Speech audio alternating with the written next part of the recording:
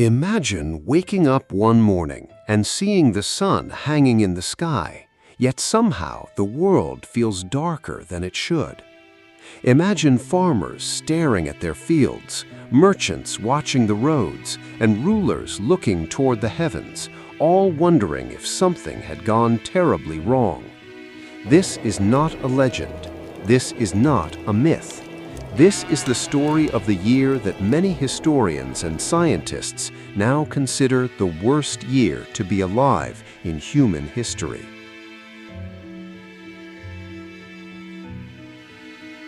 The year was 536 AD. At first glance, it seemed like an ordinary year. Across Europe, powerful kingdoms controlled vast territories. In the east, the Byzantine Empire stood as one of the world's greatest powers. Its cities were filled with traders, craftsmen, soldiers, and scholars. Across Asia, thriving civilizations connected distant lands through trade and culture. People farmed their fields, raised families, and planned for the future just as generations before them had done. No one knew that humanity was standing at the edge of a catastrophe unlike anything they had ever experienced. The disaster would not arrive with an invading army. It would not come in the form of an earthquake or a flood. Instead, it would come from above. Sometime during the spring of 536 AD, people began noticing strange changes in the sky. The sun no longer looked normal. Its light seemed weak and unnatural. Days appeared dimmer than before. The bright golden sunlight that people depended upon seemed to be fading. At first, many believed the strange appearance would disappear after a few days, but it did not. Weeks passed, then months. The mysterious darkness remained. Ancient writers from different regions recorded the same unsettling phenomenon. They described a sun that shone without its usual brightness. They wrote of daylight that resembled twilight. Some accounts claimed that even at midday, the sun looked more like the moon. Its light was pale, cold, and weak. The world seemed trapped beneath a veil. People struggled to understand what they were witnessing. There were no weather satellites. There were no scientific instruments. There was no way to know what was happening high above the earth. Many feared that the gods were angry. Others believed the end of the world had begun. Religious leaders searched for answers. Rulers worried about what these signs might mean for their kingdoms. Ordinary people could do little except watch the sky and hope the darkness would pass. But the darkness was only the beginning. What started as a strange change in sunlight would soon become a global crisis. Within months, temperatures began to fall. Seasons became unpredictable. The natural rhythms that civilizations depended upon started to break down. The world was quietly entering one of the most devastating periods in recorded history. And no one yet understood how much worse things were about to become. As the strange darkness continued, people across the known world realized this was no ordinary weather event. The sun still rose every morning, but it no longer looked the same. Ancient records describe a pale disk hanging in the sky, shining with only a fraction of its normal brightness. Some observers compared it to the moon. Others wrote that it cast almost no shadows at all. The world seemed trapped beneath a permanent veil. From Europe to the Middle East and parts of Asia, witnesses reported the same disturbing phenomenon. A mysterious haze covered the sky. Daylight became weak and colorless. Even at noon, the landscape appeared strangely dim. People had no scientific explanation for what they were seeing. Many believed the darkness was a warning from the heavens. Others feared it was a sign of divine punishment.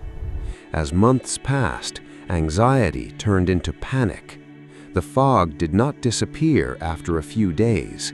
It did not disappear after a few weeks. It remained for month after month. For nearly 18 months, much of the Northern Hemisphere existed beneath this eerie twilight. Then, the consequences began to appear.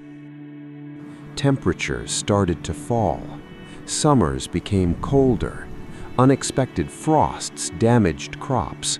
Harvests grew smaller with each passing season. What had begun as a mystery in the sky was becoming a crisis on the ground. And for millions of people, the worst was still yet to come. For centuries, the cause of the Great Darkness remained a mystery. Ancient writers could only describe what they saw. They had no way of knowing what had happened high above the clouds. The answer would not emerge until nearly 1,500 years later.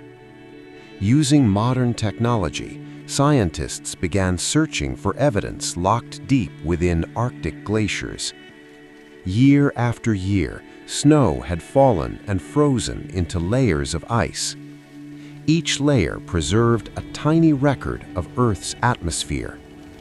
By drilling deep into these ancient ice sheets, researchers were able to travel back through time. What they found was remarkable. Inside ice dating to the year 536, scientists discovered an enormous spike in volcanic particles. Tiny fragments of volcanic glass were trapped within the frozen layers. These microscopic shards carried a unique chemical signature. After careful analysis, researchers traced much of the material to Iceland. The evidence pointed to a massive volcanic eruption unlike anything most people had ever witnessed. But the eruption itself was only part of the story. The real danger came from what it released into the atmosphere. Millions of tons of sulfur gas blasted high into the stratosphere. There, the gas transformed into tiny sulfur particles. These particles spread across vast regions of the planet. Instead of falling quickly back to Earth, they remained suspended in the atmosphere. The result was a gigantic chemical shield surrounding much of the Northern Hemisphere. Sunlight that normally reached the surface was reflected back into space. Less energy reached the ground. The skies became hazy. The sun grew dim, and global temperatures began to fall. What ancient people saw as a mysterious darkness was actually the visible sign of a planetary climate disaster. The world had entered a volcanic winter, and soon the effects would spread far beyond the sky.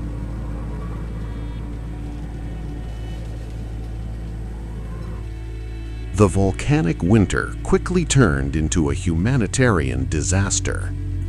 As sunlight decreased, temperatures continued to fall across much of the Northern Hemisphere. Growing seasons became shorter. Fields that had once produced abundant harvests began to fail. In some regions, snow reportedly fell during the summer months. Frost destroyed crops before they could mature. Farmers watched helplessly as entire fields withered. The result was widespread food shortages. Ancient records from several regions describe years of hunger and suffering. Grain became increasingly difficult to obtain. As supplies shrank, prices soared. For ordinary families, even basic food became unaffordable. Markets that once bustled with trade began to struggle. Merchants had less to sell. Communities had less to exchange. The economic foundations of entire empires started to weaken. The Byzantine Empire faced growing pressure. The Persian Empire suffered similar hardships. Tax revenues declined as agricultural production collapsed. Governments found it harder to support armies, maintain infrastructure, and provide relief. Meanwhile, desperation spread among the population. Many people abandoned their homes in search of food and better conditions. Villages were left behind. Some settlements disappeared entirely. Across vast regions, survival became the only priority. What had begun as a volcanic eruption was now reshaping human society itself. The darkness in the sky had created a crisis on the ground, and millions of exhausted, malnourished survivors were about to face an even deadlier threat. A threat that would arrive not through the atmosphere, but through disease. By the early 440s, much of the known world was already exhausted. Years of cold weather had weakened agriculture. Food shortages had become common. Entire populations were surviving on the edge of starvation. Millions of people were malnourished. Their bodies were weaker. Their immune systems were struggling. And in these conditions, a new disaster emerged. In 541 AD, reports of a deadly disease began appearing in the eastern Mediterranean. At first, it seemed like a local outbreak, but it soon became clear that this was something far more dangerous. The disease spread rapidly through ports, trade routes, and crowded cities. Before long, it reached Constantinople, the capital of the Byzantine Empire. One of the largest and wealthiest cities in the world suddenly found itself under siege by an invisible enemy. People developed fever and exhaustion. Painful swellings appeared on their bodies. Many victims died within days. Panic swept through the streets. According to historical accounts, thousands of people were dying every single day at the height of the outbreak. The dead accumulated faster than they could be buried. Mass graves were dug. Buildings were converted into temporary burial sites. The city struggled to cope with the scale of the catastrophe. Today, historians know this outbreak as the Justinian plague. It was likely caused by the same bacterium responsible for the later Black Death. But unlike the Black Death, this plague struck a world that had already been weakened by years of environmental collapse. The timing could not have been worse. The volcanic winter had reduced harvests. Famine had weakened populations. Economic systems were already under immense strain. Now, disease was spreading through societies that had little ability to resist it. The combination proved devastating. Some estimates suggest that tens of millions of people may have died during the successive waves of the plague. In certain regions, entire communities vanished. Farmlands were abandoned, trade slowed dramatically, labor shortages became severe. The Byzantine Empire suffered enormous losses. Its military weakened, its economy contracted, its ambitions of restoring the Roman world began to fade. The Persian Empire also endured heavy casualties. Across Europe, the Middle East, and parts of Asia, the effects of the plague were felt for generations. What makes this period so remarkable is not any single disaster. It was the combination of disasters. First came the darkness, then came the cold, then came the famine, and finally came the plague. Each crisis made the next one even more destructive. Together, they created one of the deadliest sequences of events in human history. By the middle of the 5th century, the ancient world was changing forever. The age that had once been defined by powerful empires, thriving trade, and growing cities was entering a long period of decline. Humanity had survived, but the world that emerged would be very different from the one that existed before 536 AD. The catastrophe did not end when the skies finally cleared. Its consequences echoed through generations. Entire regions faced labor shortages, shrinking populations, and weakened institutions. Some historians believe these disruptions helped reshape the political map of Europe and Asia for centuries to come. What makes this event remarkable is its scale. A single environmental shock triggered changes that reached across continents. No king could stop it. No army could fight it. No border could contain it. Today, evidence from glaciers, tree rings, and ancient documents allows researchers to reconstruct this forgotten crisis with surprising accuracy. The findings reveal how closely human societies are tied to the natural world.